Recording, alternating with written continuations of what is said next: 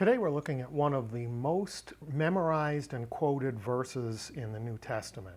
It's 1 Peter chapter 5, verse 7, which says, this is from the NIV, "Cast all your anxiety on him because he cares for you." Cast all of your anxiety on him because he cares for you. But if you only memorize and quote verse 7 from 1 Peter 5, you're only quoting the second half of the sentence, because verses 6 and 7 are one long sentence. And the NIV and several others have broken it into two sentences.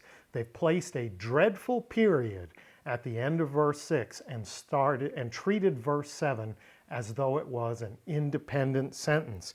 You can see this in three major translations: the NIV, the New International Version, the Revised Standard Version, and the New Revised Standard Version.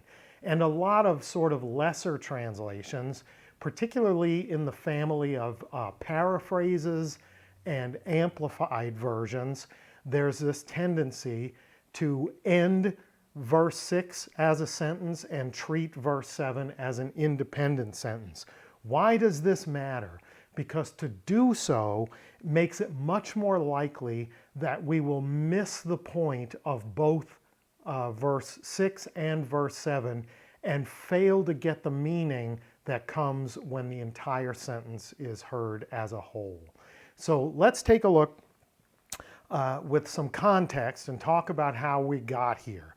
So the beginning of 1 Peter chapter 5 talks to the elders about their duties as under-shepherds and being a good example, and talks to the younger people about submitting themselves to the elders.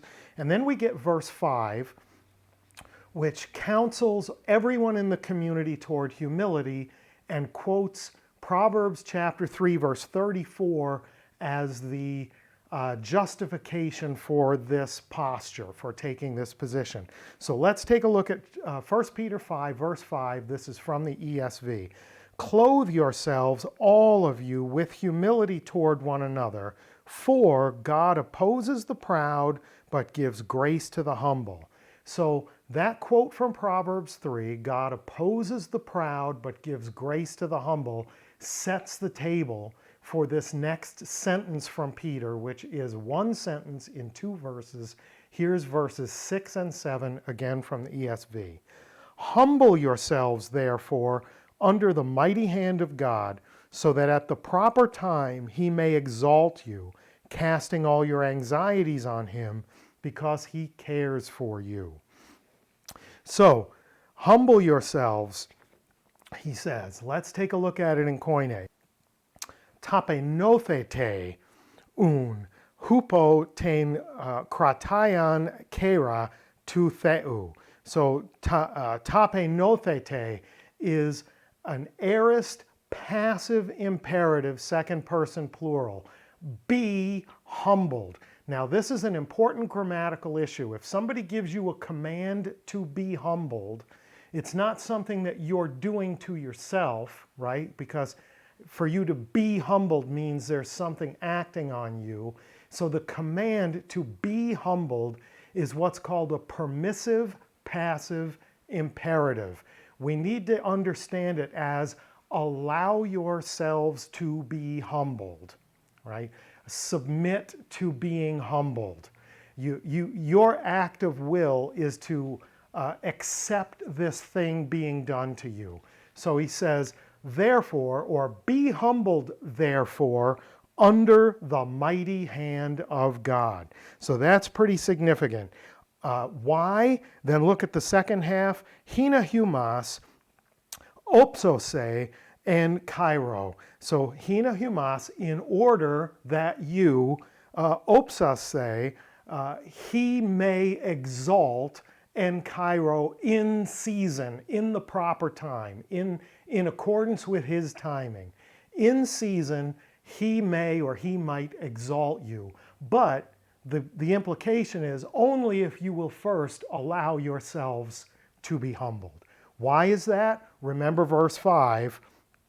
God opposes the proud, but gives grace to the humble. So what does it look like? What does it mean to allow yourselves to be humbled. That's why we need verse 7, right? How do we know what that means? So let's take a look at verse 7 in Koine. Pasan te merimnan humon. Here comes this fantastic participle, epiripsantes epauton.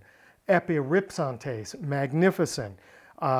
Pasantein merimnan, all the cares, anxieties, humon, of you. All your cares and anxieties, epiripsantes, cast upon him, epauton, upon him.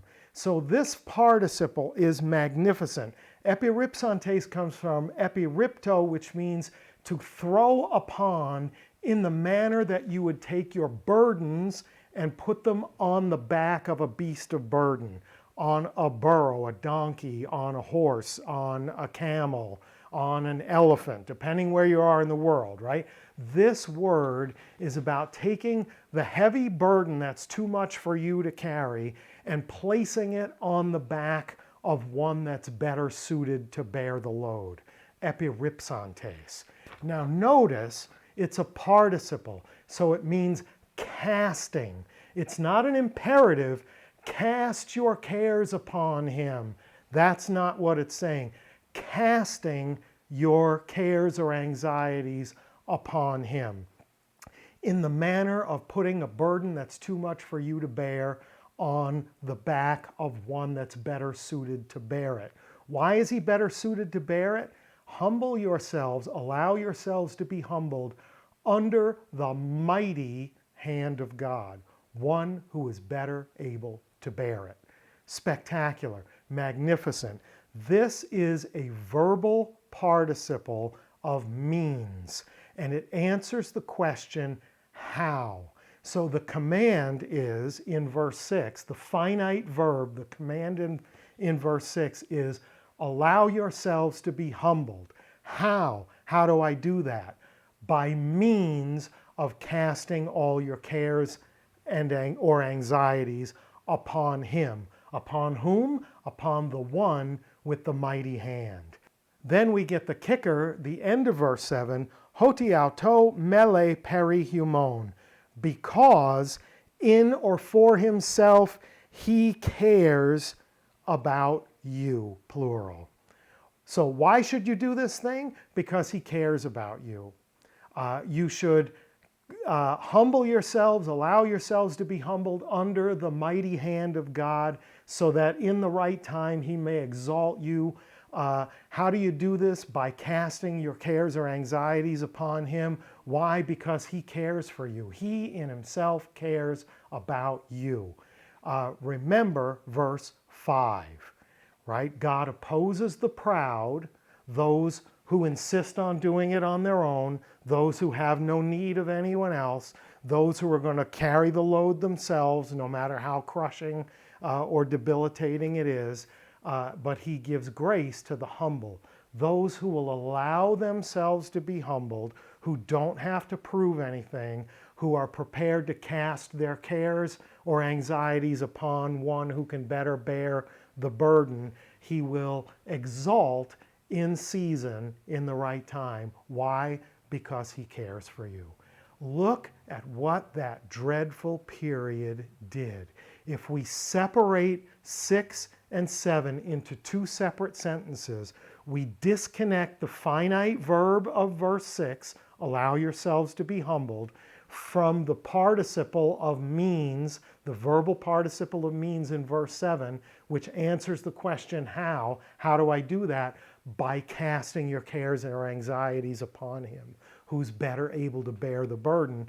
And then, if we separate the two, we miss the notion that we're going to be exalted in due time if we're prepared to not do it all for ourselves.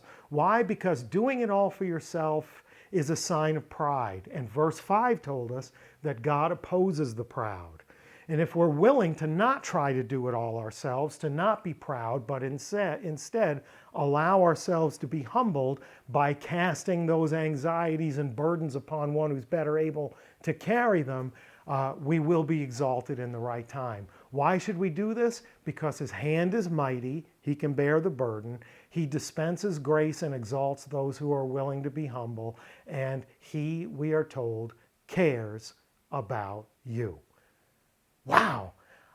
If I could give a gift to everyone, it would be a Bible, particularly a New Testament, because that's my field of study, that doesn't have chapters and verses.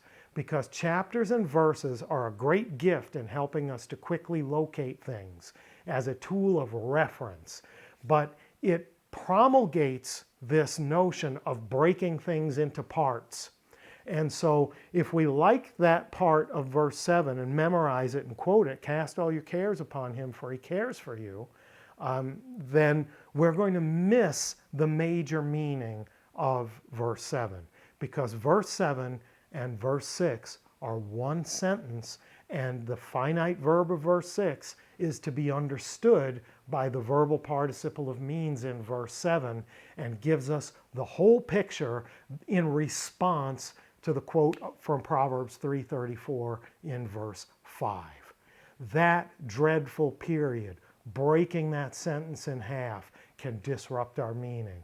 And I hope that you see the value of recognizing where the punctuation doesn't belong and where only quoting half the sentence may cause us to miss the major point of the entire sentence. I hope that was good for you. If it was, please like, share, subscribe, tell your friends, leave me some feedback in the comments.